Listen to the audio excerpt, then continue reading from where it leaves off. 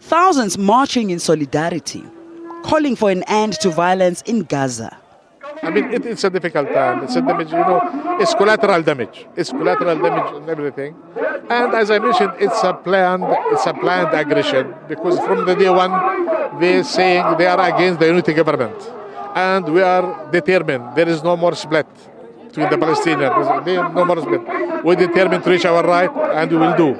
Therefore, we are eager to a ceasefire now. The state of Palestine has been under siege for such a long time, and I think it's time that it stops and the world realizes that they're not just Muslims, they're people, and they're people that are being oppressed. The Jewish Board of Deputies says the demand to cut all ties with Israel is unrealistic. As a sovereign country, it has the right and the duty to protect its citizens. So I'm not sure on what basis they'd be calling for the trade relations to be cut with Israel. A memorandum was handed to a South African international relations official. Meanwhile, Israel's ambassador to South Africa will likely be summoned to explain his country's bombardment. We are deeply concerned by the recent spate of violence and insecurity and loss of life between Palestine and Israel. Ambassador Lang says he will be happy to speak to authorities.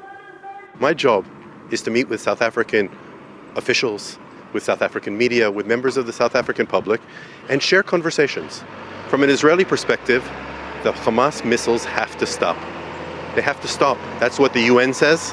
That's what the international community says. And I'm happy to share that message with my friends here in South Africa. And should you be expelled?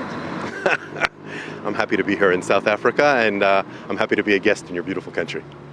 Some observers believe other countries may follow South Africa's example.